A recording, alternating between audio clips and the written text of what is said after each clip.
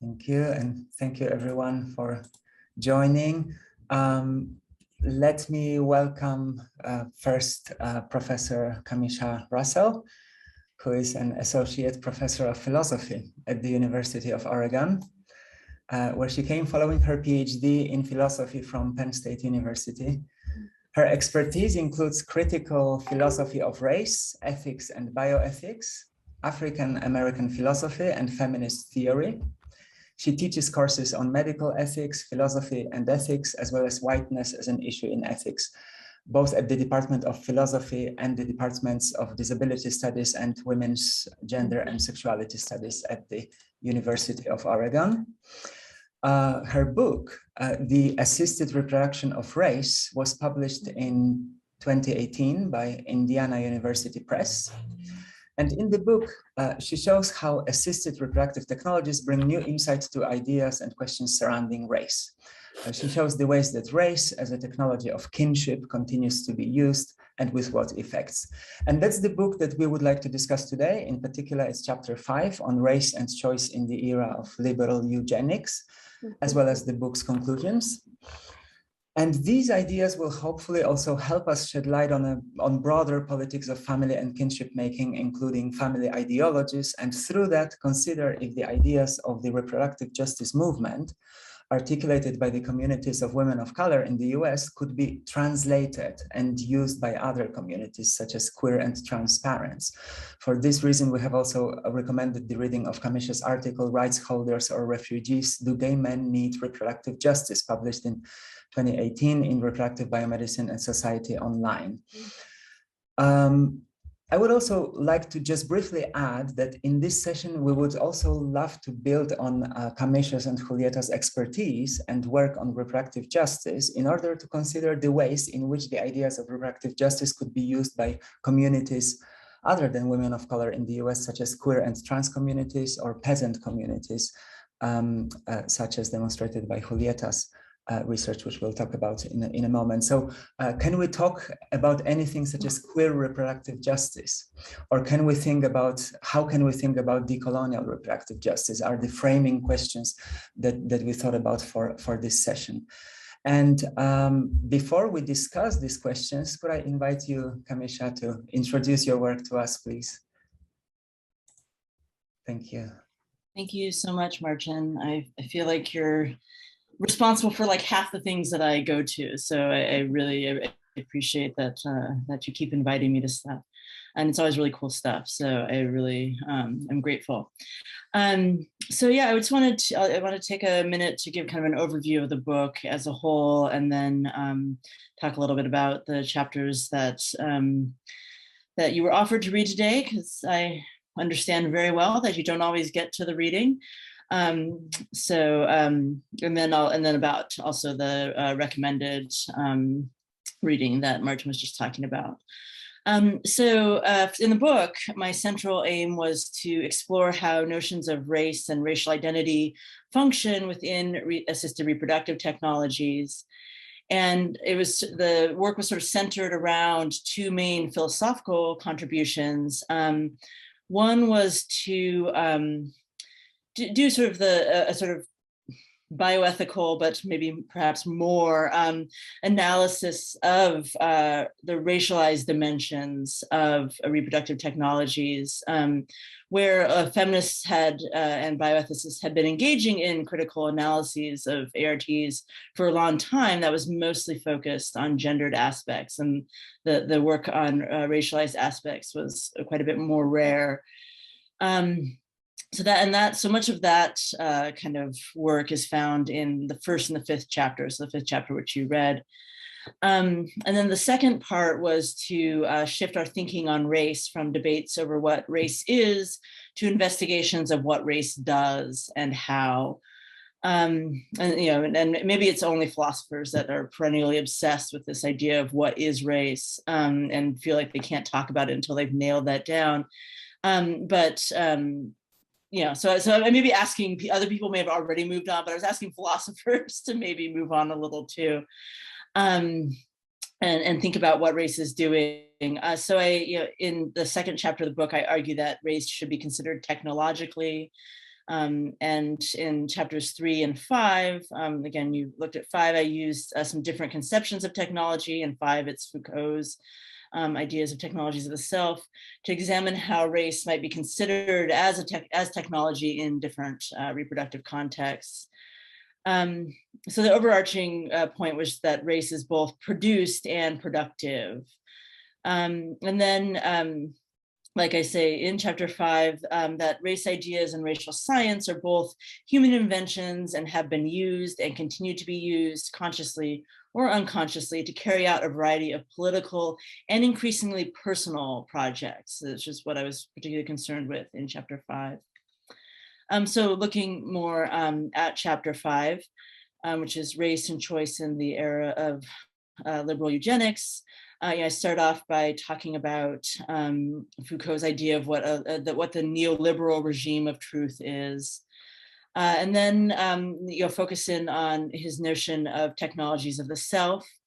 And I say that reprogenetics and ARTs are best understood as technologies of the self because their work is performed in the private space of the family. So people are working on themselves and their family.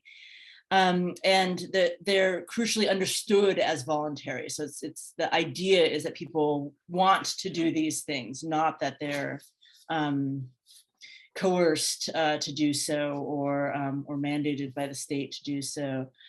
And I describe how power can operate through technologies of the self in terms of the authority of expertise. So we rely on experts to tell us what we can want or should want, and we don't have the expertise always to determine what we ought to do without experts.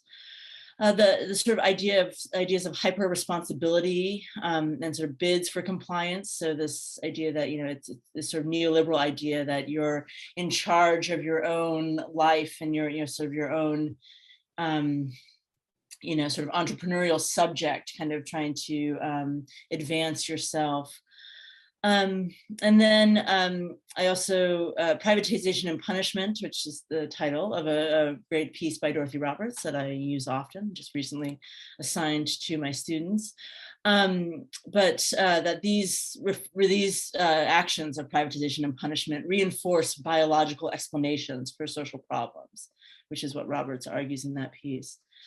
And then I talk about the personal and the political in assisted reproduction. So I try to argue that, because I believe this genuinely, that private decisions about identity features, including race, by people and couples when they're selecting donors should be respected. I don't think that sort of rules and regulations about this are appropriate, and I think that kind of gets back into some of the eugenic kind of government interference that we want to move away from. But at the same time, that these kinds of decisions people make around race and other identity features when they're choosing donor gametes do have political context and dimensions. So they are personal choices that I think deserve respect, but they don't come out of nowhere. They come within these political contexts, and I think it does merit thinking about those. So then I talk about technologies of the self as technologies of race. So these decisions and their privatization, these reproductive decisions in this case, and the fact that they're made to be private and to be thought about as people sort of exercising their private rights, also serve political and depoliticizing purposes. So to sort of move things into this private realm, but where there are expectations about what people should do and what's the best thing to do, is a way of controlling what people do without sort of showing that control in the same way. So race, I argue, becomes that which is crucial in reprogenetics, but whose importance and relevance to questions of social justice and the reproductive of injustice is disguised by its construal as a non-choice. And so, yes, it's actually Lisa's work, Lisa Ikemoto's work, that one of the first articles, I have to say, that really kind of started me on my path towards my dissertation. So, very grateful to Lisa. But this idea that when people choose to have children of their own race, it's seen as a non-choice, just sort of a natural thing that people do. And it's only when they violate that sort of rule of racial matching that it's seen as a choice, and then often criticized as a choice. So then race gets sort of disguised as this non-choice, but it's actually incredibly important, and the maintenance and people making this choice, which is the non-choice, is an important part of the maintenance of political structures around race. So I agree that even perhaps especially when race is not explicitly discussed, it serves as an implicit limit in reprogenetic practices and debates in at least two ways. First, race thinking is thought to serve as a sign that a eugenic project has gone too far, such that the refusal to mention race is taken as proof of the benevolence of contemporary eugenic undertakings. So if the problem with eugenics was, and so I think this is what happens to the idea of eugenics in our contemporary kind of discourses, is it's sort of equated mostly with the Holocaust, with Nazi Germany, and everyone else, all the rest of the world who were also sort of wrapped up in this eugenic ideology at the turn of the last century, kind of gets put away. People don't think about that, and then they sort of think, okay, well, the Holocaust was this sort of essentially racist enterprise, and so if you care about how people are born, that's just sort of good medical practice or whatever, as long as race kind of stays out of it. So there's this, I think, this sort of deliberate non-mention of race that is supposed to protect sort of current eugenic undertakings from the sort of title of the bad title of eugenics, so that it becomes sort of a liberal eugenics or reprogenetics. And then that's one way, and the other way was that the transmission of race from parent to child is construed in reprogenetics as natural and inevitable, and tampering with it is construed as unnatural and immoral, such that the way in which race has always been policed in reproduction and the social consequences of that policing are obscured. So the fact that and I work in the U.S. context, which has its own particular ways of thinking about and defining race and racial borders, but sort of in assisted reproduction, you sort of see people's choices more, but that is not to take away from the fact that there have long been a lot of ways in which reproduction is policed, including things like bans on interracial marriage and stuff like that. So to sort of see this as kind of continuous with that, and to see that this sort of idea of racial transmission as natural and inevitable really disguises the way that race has been defined and placed on certain bodies and the rules that have been applied. And I could probably talk for a long time about that, but I won't.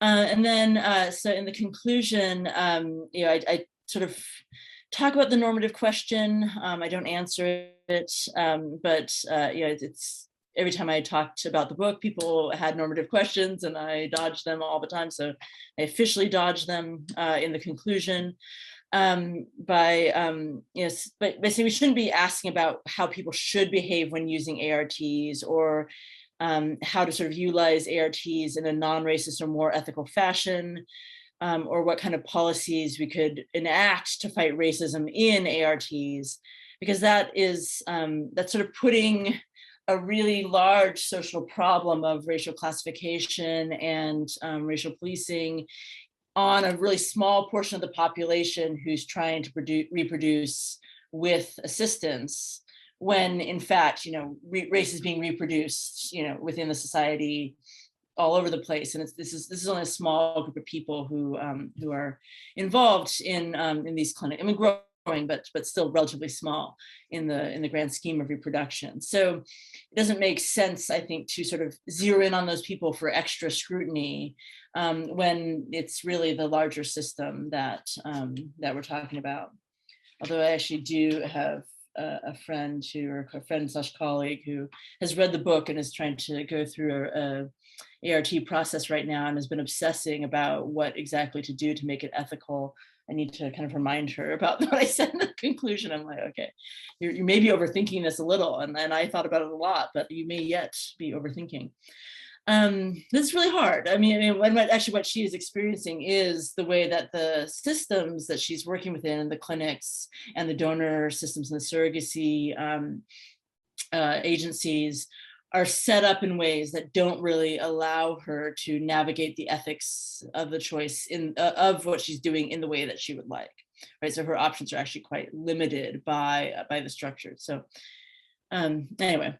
Then I talk about how it's difficult to imagine a world in which assisted reproductive technologies are rendered racially neutral, and that enforcing a sort of race lottery where you wouldn't sort of know who was going to be your donor and you'd just sort of be random would be sort of a troublesome policy that's enacted at the wrong site. Because it's troublesome because as poor people and people of color would be the first to point out, more government intervention in matters of reproduction is always risky, right? It's always concerning. Moreover, it would show a lack of respect for the fact that no matter what their history, these categories of race and ethnicity can have rich cultural meanings for people. So if we took away all sort of choice in this regard, I think it would deprive people of a lot of meaning making in choosing their families. And then the site would be wrong because the role of race in assisted reproduction does not stand apart from its role in non-assisted reproduction, as I was just saying. And as long as race, racism, and racial privilege continue to operate in the larger context of sex, marriage, reproduction, and kinship, it will do little good to regulate the reproductive behavior of that portion of the population who needs to seek assistance in having children. Just as the problems of structural and institutional racism will not be eliminated through scientific clarification of the race concept, they will not be eliminated through reproductive interventions. So for me, this is a sort of diagnostic site. Reproductive technologies are a diagnostic site for me in thinking about how race works, particularly again in the US context, but not a site where I think you solve the problems of racism, just clearly not that. And then I say that reproductive choices and behaviors both reflect and perpetuate social and socio-historical views on race, making reproduction in general and assisted reproduction in particular interesting sites for the critical study of race, but not for intervention. The only proposed actions that I've come across that sort of suit the problems are those that sort of would function to disrupt some of the assumptions about race and the sort of taken for granted ability of white people to pass white privilege to their children. So, so some of these sort of disruptive suggestions, which are not always, actual plans, but more sort of imaginative things, I do think, are interesting, and they seem to sort of address the problem of the underlying assumptions in certain ways. So this perhaps this does lead somewhat naturally to looking at the other article. It came out the same year as the book, but it was written long after, I was not making changes to the book. So it came out at the same time, but for me is really mentally after, which is the rights holder of refugees. Do gay men need reproductive justice? And so I started that out in that piece, wondering if the reproductive justice movement, as articulated and enacted by women of color, could be applied to gay men trying to start families through egg donation and surrogacy. So I take it for granted, or as obvious, that gay men should have the same rights as straight people in using reproductive technologies. But I do wonder what it would mean to try to shift the discourse from rights towards justice, and what that would look like, especially, but especially in the absence of the sort of widespread sterilization campaigns looking toward Julieta's work as well, against various women of color that form the background of the reproductive justice movement. So, so many people involved in the reproductive justice movement have, in the history of their families, their ancestors, these campaigns at various times and in various places for various groups. And so without that kind of history, of that kind of reproductive abuse in the background, I wonder, okay, well, what would this sort of shift from rights to justice mean for gay men?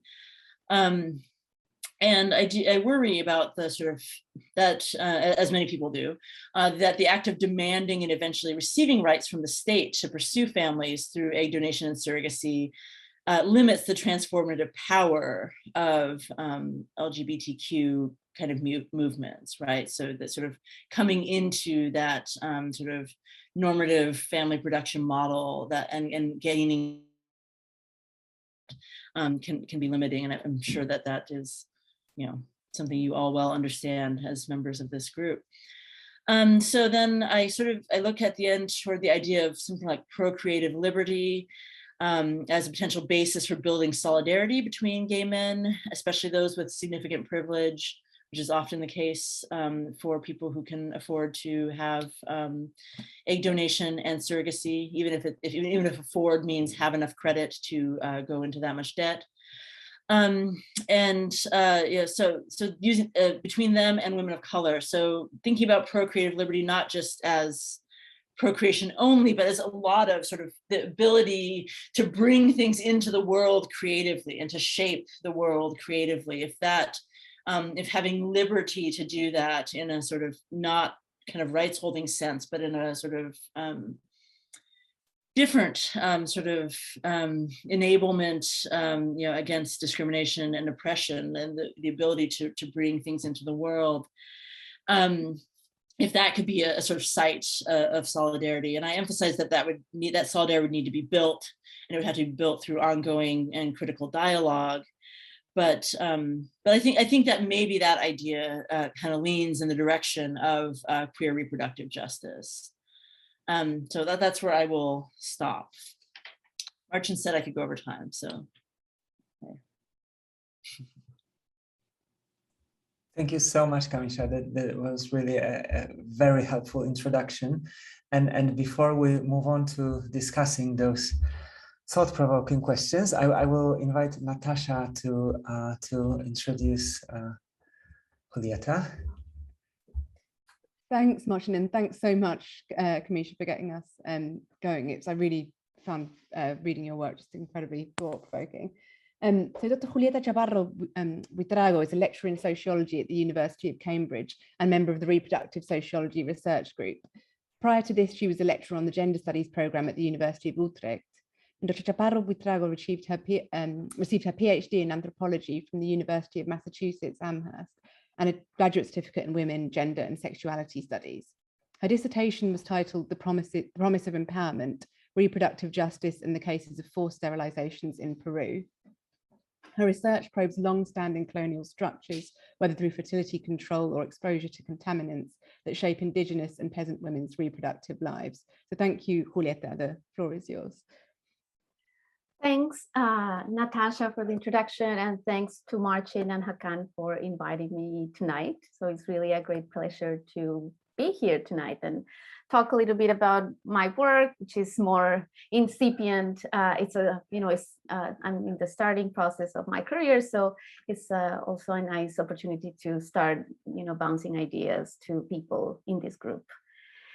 So this piece that was circulated is part of a broader project that is my dissertation research that looked at the cases of forced sterilization that happened in Peru between 1995 and 2001.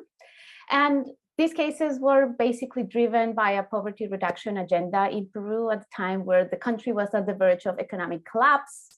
And the government decided to put into motion a family planning program that ended up a platform for sterilizing mostly peasant, indigenous, and poor women across Peru. This happened in the span of like 4 or 5 years. And according to official numbers, it was around 200,000 people, women that were sterilized in the span of like in a very short period of time. And you know, good news about this, the article that was circulated, probably some of you read it, was accepted for Medical Anthropology Quarterly. So soon you will be able to read it and access it. It's going to be open access. So you're going to be able to have access to that. So, and I'm in the process of turning my doctoral research into a book.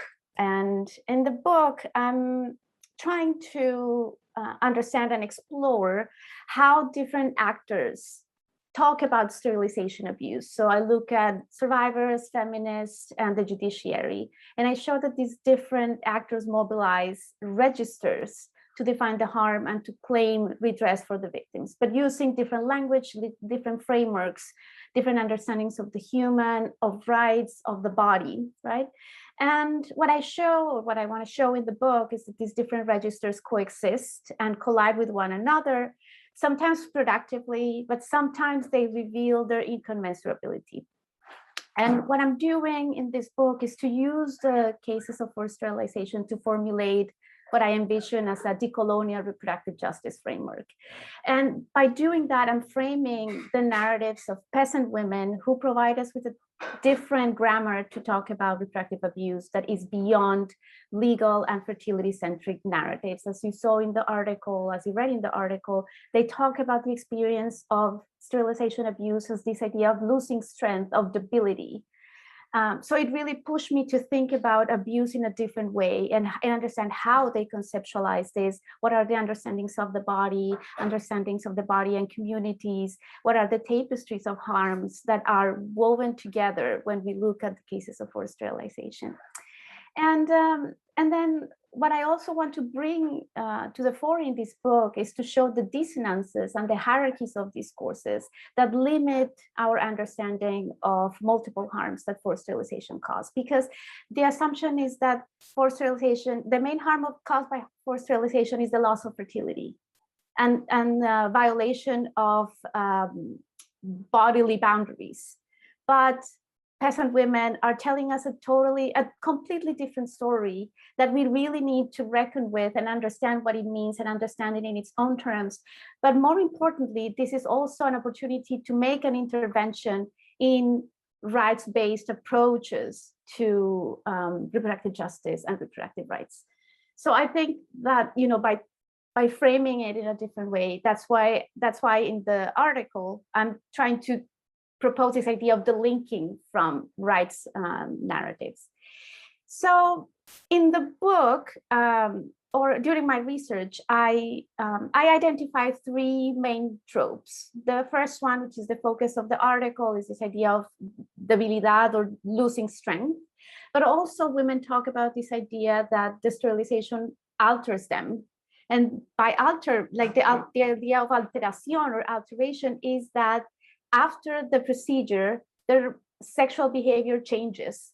So it becomes a transgression of gender and sexual mores in communities. They are supposedly become more sexually active, and you know, fears about infidelity starts to appear in communities.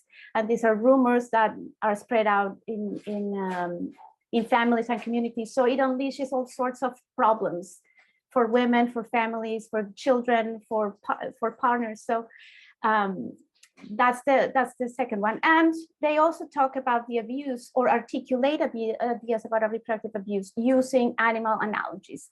So they don't use legal language to talk about abuse. They use animal analogies. They say things like, we were cut like we were taken to the hospital as sheep taken to a slaughterhouse. So articulating a different way to talking about the abuse. The problem with this is that sometimes, and even feminists, dismiss these kinds of narratives and argue that women don't understand what happened to them, that they don't understand that abuse happened, just because the narrative is not articulated using legal language. So this is also another piece of the story of why I find very helpful to think about decolonial framework, moving away and beyond, and working through legal narratives. So as I said before, and the focus of this article is, and I focus on this article, excuse me, on the idea that women experience this sense of debility, of physical weakness as a result of the procedure. And this sharply contrasts with a reproductive rights framework, as I said, that focuses on infertility. So what I do in this piece is really to ponder the dissonance that exists between these two frameworks. And I propose the concept of debilitated life worlds, which is a decolonial feminist delinking from a rights framework and fertility-centric narratives to understand the tapestry of abuse that involves the body, but also radiates beyond the individual body into communities and families and relationships. So basically the harm is not just against, is not just an embodied individual experience, but it's really something that is experienced more broadly by communities and families. And what I argue is that debilitated life worlds and this decolonial move has a methodological significance because it calls us for attuning to the local motifs, how people talk about abuse and the constellations of embodied emotional, social, and family harms that are resulting from this. And so just briefly, what I think, or the way I conceptualize this idea of the linking, on the one hand, the idea of the linking foregrounds how reproductive rights has a totalizing effect in representing the harm as a single issue. And it limits our understanding of the interconnections of different aspects in women's lives. The linking also allows me to underscore the dual process involving rights in rights-based discourses of commensuration and displacement that involves in making a whole tapestry of abuse fit within the boundaries of reproductive rights. And what happens, for example, in the case of debility, is that harms that don't fit within the framework of rights are either displaced or treated as an excess of narratives, which are paradoxically the areas that women find more significant in their own experiences of sterilization abuse. And also by the linking, I show how particular understandings of the body, about reproduction, and about abuse, and the isolation of fertility from other areas of life, such as work and community, are imposed as universal frameworks for recognizing reproductive injustices. And what I do then is to use debilitative life worlds to bring together the idea of sterility, both as the inability to have children, but also to inability to produce plants and crops, meaning the inability to work. And this is a way to underscore the artificial division that exists between production and reproduction. So it's bringing together in a a longer Marxist feminist tradition that brings together production and reproduction together. This debate is revived when we look at this case. And I also argue that debilitative life worlds is also an invitation to think about fertility in a more expansive way. Fertility also as vitality, as strength, as movement that is extracted from bodies and from land and from families. And in that sense, fertility as vitality is a shared quality of life, not a capacity that is truncated by a procedure. And I don't know if I have, how much time I have left, Natasha?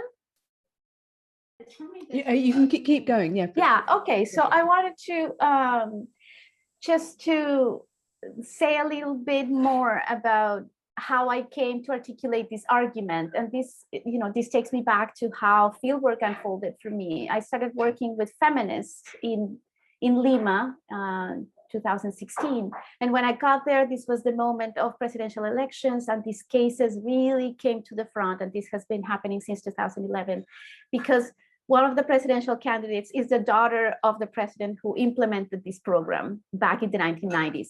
So this is her Achilles heel. And it has been used against her to steer voting against her. So it was a moment of a lot of mobilization, feminist activism, a lot of performance, street interventions, bringing awareness about this abuse that has remained until 2011. It remained unacknowledged. It was displaced from human rights and feminist agendas in a post-conflict Peru, for example. And so it was all this discussion about, this is a crime against humanity because it limited women's fertility and it limited the possibility of women to become mothers. This was the dominant narrative that I was listening in Peru. And then when I started doing field work with survivors in rural communities, both in Cusco and Cajamarca, the narrative completely shifted. Women started talking about this idea of losing strength and feeling weak.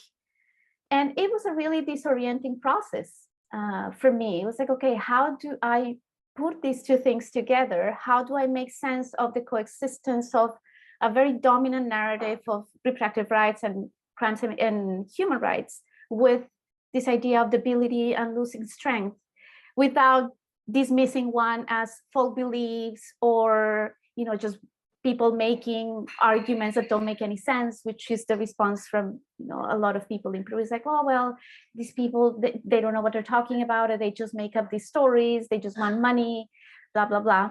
So it really pushed me to think about what it means, not just the content of the discourse, but really how discourses stand in relationship to one another, and what, similarly to what Kamisha said, what reproductive rights do for this case. Not necessarily what it is, but what does it do? What does it make visible, and what renders obscure at the same time? So there's simultaneous working of reproductive rights and human rights in making both this case visible and legible, but also what it obscures at the same time, what treats or what gets displaced in that narrative, in that totalizing narrative. And also another piece that, and I think that I want to make an important case about this, is that the linking and debilitative life roles is a form of decolonial attunement. And as a methodology, I'm trying to think through the multiple sensorial elements that were involved in this process, in this research process for me. On the one hand, and this is true for a lot of people who have done field work, you have to attune to the speech of the people that you're working with, the categories that they use, the way that they speak, the way that they iterate a particular discourse. In my case, I needed to start understanding kind of like that grammar to be able to ask questions that were pertinent for them, questions that made sense for people. Otherwise, I remember asking someone, well, but what does it mean? Do you feel that this is a violation of your body? And she was like, wait, what? Like, it didn't make any sense for her. And I was like, oh. So, it was really a way of attuning and finding a common language that allows us to have a conversation. But at the same time, this idea of losing strength is kind of hard to grasp, because when we're talking about a tubal ligation, it's a relatively simple procedure. Most of the times it requires an epidural, and this is an out-of-patient procedure. So you stay at the hospital to recover, and then you can go home, and then a few days at home, you can be back on your feet. In many cases for women, especially in rural communities, the procedure was done with local anesthesia and sedation. And this is the reason why many of them report feeling the scalpel, for example, cutting through the skin, which is a really scary moment for them. So that shows a disregard for particular bodies, like who requires an epidural and who can receive this other kind of treatment, whose bodies are presumed to endure pain without much trouble, right?